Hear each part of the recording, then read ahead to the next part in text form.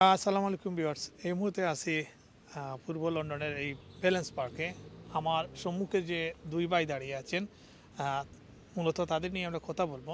এবং এই দুজনেই ওয়ার্ক পারমিটের নামে আহ, একই বাংলাদেশি বংশোদ্ভূত একজনের মাধ্যমে ওনারা প্রতারিত হয়েছেন।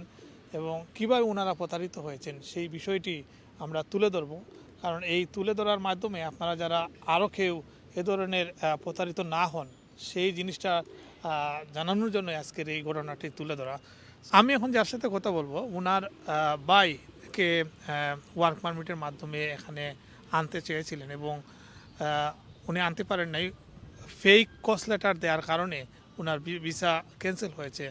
সো আপনি মানে কীভাবে প্রতারিত হলেন এবং কত হাজার পাউন্ড আপনার ব্যয় হয়েছে? আমার মূলত আমি যখন অ্যাপ্লাই করেছিলাম তো অ্যাপ্লাই করার যখন কোর্স আসছিল, কোর্স আসার আগে ওনাকে আমি 5000 পাউন্ড দিয়েছিলাম। তো দেওয়ার পরে যখন কোর্স উনি দেন আমার 25 তারিখ, না 26 তারিখ, তখন 25 তারিখ আমি অ্যাপ্লাই করি। অ্যাপ্লাই করার পরে 27 তারিখ আমার রিফিউজ লেটার আসে। তো এটা কোন মাস? মে মাসের মে মাসের এপ্রিলের 4 তারিখের পরে তো রুল চেঞ্জ হয়ে গিয়েছিল।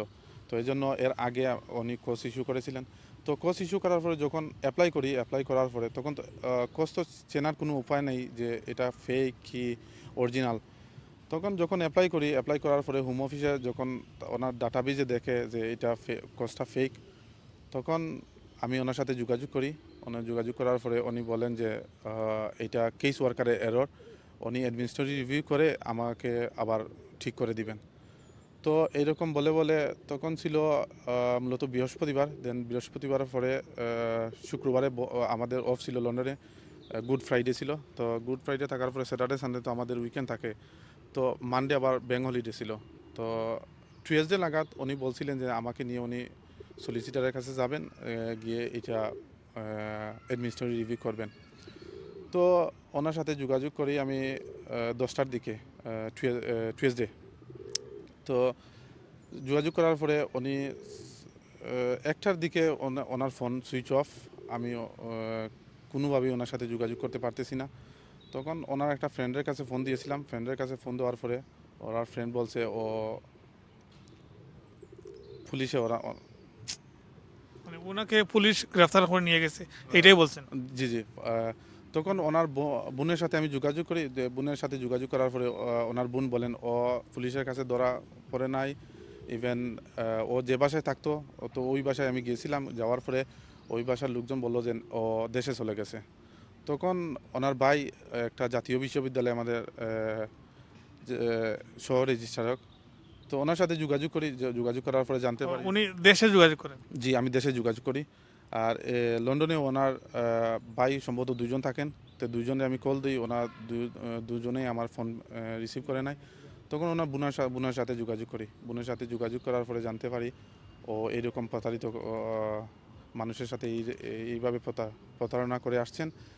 আর অনেক পয়সা মেবি উনি করে ফেলছেন।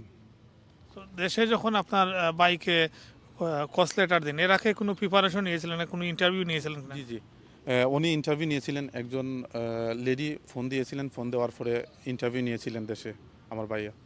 ওই রেকর্ডটা ওনার কাছে আছে, স্টিল এখনও আমার কাছে আছে, সব ধরনের প্রুফ আছে আমার কাছে। ওনার ছবি, ওনার যত ধরনের ডকুমেন্ট লাগে সবগুলোই আমার কাছে আছে। টোটাল আপনার কত হাজার পাউন্ড মানে লস্ট হয়েছে? টোটাল আইএচএস ফি সহ 19,000 পাউন্ড। এখন মানে আপনি কি চাচ্ছেন আসলে? এখন আমি মূলত চাচ্ছি আমাদের যে বাঙালি কমিউনিটি আছে যাতে সবাই সতর্ক হন। আমি আমার বাঙালি কমিউনিটির সবাইকে বলবো যাতে এইরকম আমার মতো যাতে প্রতারিত না হন, সবাই যাতে সতর্ক থাকেন, এটাই। তো যে এই প্রতারণা করেছেন তাকে আপনি কিভাবে চিনলেন? আমি মূলত আমার এক ছোটো ভাই বালাগঞ্জের, ওর সাথে ওর একটা ফ্রেন্ডের যোগাযোগ, তো ওনার মাধ্যমে আর কি আমার মূলত ওনাকে চিনা। এর মধ্যে ওর সাথে আপনার কোনো যোগাযোগ হয়েছে কিনা, বা টাকা দেওয়ার প্রতিশ্রুতি দিচ্ছে কিনা, কোনো ধরনের কোনো কমিটমেন্ট করছে কিনা? নিয়ারলি 2 মাস হয়ে গেছে, কোনো যোগাযোগ করে নাই। উনি সিম টিম চেঞ্জ করে ফেলছেন। রিসেন্টলি ওনার ভাইয়ের সাথে যোগাযোগ করার পরে আমি ওনার ভাইয়ের সাথে কথা বলতেছি কন্টিনিউয়াসলি। তো উনি মেবি ওনার সাথে কথা বলছে, বলার পরে আমার 2 সপ্তাহ আগে ফোন দিছে। ফোন দেওয়া বলতেছে যে আমি জেলে ছিলাম এইরকম ব্লা ব্লা ব্লা। তো বলার পরে বলতেছেন যে যেরকম পারেন আমাদেরকে সাথে উনি যোগাযোগ করবেন। 2 সপ্তাহ টাইম নিয়েছেন। তো 2 সপ্তাহ টাইম নিয়ে এখন কাল বলতেছেন ওর আরও 2 সপ্তাহ লাগবে ওনার। তো উনি প্রবলেমের মধ্যে আছেন এইরকম আর কি।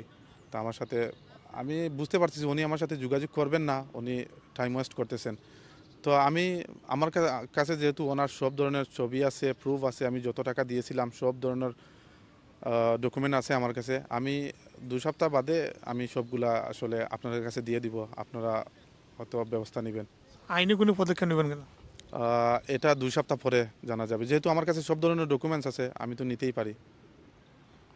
আমরা আরেকজন ভাইয়ের সাথে কথা বলবো। তো আপনার কোন আত্মীয় বা কারে আনতে চাইছিলাম? আমার একজন ফ্রেন্ডর মাম্মু তাইনডে আনার লাগিয়া ট্রাই করছিলাম আমি আর হে মিল্লা। তো আমার থ্রুতে তাইনর লগে আমরা যোগাযোগ করছিলাম। তো আমার একজন বিশ্বস্ত বাই ওর ফ্রেন্ড আর কি। তো ওই হিসাবে তার সাথে দেখা, মানে ওই পারমিট নিয়ে কাজ করানো।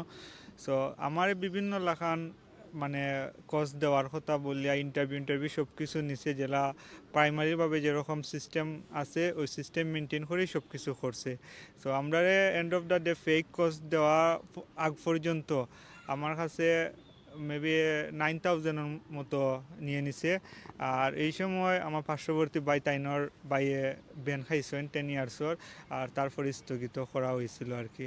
আর তারপরে তার ফ্যামিলির সাথে আমরা যোগাযোগ করি। তো তার বাইয়া বিভিন্ন লাখান আমরা আশ্বস্ত করছেন যে আমরা 1-2 উইকের মধ্যে এটা শর্ট আউট করলাম, বাট তারা কোনো পদক্ষেপ নিছে না। এখন তারা মানে অন্য সিস্টেমে মাতের মানে তারা এখন বলতেছে যে না আমরা সাথে তার যোগাযোগ নাই। ইভেন তার বোনের সাথে যখন আমি কথা বলছিলাম, তার বোন তোমার ক্যামডিয়ান টাউনে থাকেন। তো উনি বলছেন যে আমি পয়লা বলছেন উনি আমার 6 মান্থের মধ্যে আমার সাথে তার যোগাযোগ নাই। আবার উনি বলছেন যে আমি গত মাসে ওকে অনেক ট্রাই করছি, ও আমার বাসায় আসে নাই। তার মধ্যে তাদের ফ্যামিলি ইন্ডিভিজুয়াল কানেকশন আছে, বাট তারা এই পরিস্থিতির সম্মুখীন হবে বলে বিভিন্ন রকম মিথ্যা কথা বলেই যাচ্ছে। তো আপনার কিতাব নয়, এটা কিতাব প্ল্যান করে সেটা আপনা যে করছেন তাইনও নিজেও প্রতারিত হয়ে গেছেন। না, এটা টাইম প্রতারিত হয়েছে না ডেফিনেটলি, কারণ তারা একটা প্ল্যান করছে, তারা একটা গ্রুপ অফ স্কেমার আছে এই লন্ডন সিটিতে। সো যখন আমার ও বাইরে লইয়া যখন ম্যাজিস্ট্রেট সলিসিটারের ফার্মে যাওয়ার কথা ছিল, 2 দিন আগে ওনারে সলিসিটারে কল দেওয়া হয়েছে যে আমার লগে তার মাত হয়েছে, আপনি আইবা মঙ্গলবারে। আমি এখন আমার ফ্যামিলির টাইম দিলাম, আমি এখন পারলাম না কোনো কিছু স্টেপ নিতাম, আপনার মঙ্গলবারে আমরা অফিসে আউকা আইলে আমরা একটা ব্যবস্থা নিব। বাট যখন আমরা স্টার্টফুড গিয়ে অপেক্ষা করলাম মরিসনের মধ্যে বসে, কল দিতেছি পাইতেছি না, তখন ওই সলিসিটারে আমরা কল দিছিলাম। তো সলিসিটার তখন বলছে যে না, ওরে তো জেলে চলে গেছে। বাট ওর সাথে আমার কথা হয়েছে সকাল 10:30টার সময়, আর সলিসিটার বলতেছে 9:30টার সময় ওরে পুলিশে ধরে এনেছে। ইভেন সাথে সাথে আমরা ওর বাসায় ব্যাক করি, ওর বাসায় ব্যাক করার বাদে বাসায়রা বলছে যে ও বাংলাদেশে চলে যাবে বিকালে, ওইটুকুই। তখন ফ্যামিলির সাথে যোগাযোগ করি, ফ্যামিলি বলে যে না, ও লন্ডনে আছে। সো উনার বাড়ি কোন ডিস্ট্রিক্টে বা কোনো ধারণা আছে নাকি? জি জি, ওনার সব ডকুমেন্ট আছে তার আমার কাছে। তো উনি মূলত নবীগঞ্জে ওনার বাসী। তা আমি এখন চাইতেছি না ওনার সম্পূর্ণ কোনো ডিটেলস, যেহেতু উনি 2 সপ্তাহ টাইম নিয়েছেন। 2 সপ্তাহের ভিতরে দেখি উনি কী ব্যবস্থা নেন। তো 2 সপ্তাহ পরে আমি ওয়েট করবো। ওয়েট করার পরে যদি কোনো রেসপন্স না আসে ওনার সাইড থেকে, তাইলে তো আমি সবগুলা ওনার ছবি সহ আমাদের বাঙালি কমিউনিটি যারা আছে, যতটা চ্যানেল আছে সবগুলোতে আমি পাবলিশ করে দিব। সো ভিউয়ার্স, আপনারা শুনলেন যে এই দুই ভাইয়ের কাহিনী, ওনারা কিভাবে প্রতারিত হয়েছেন।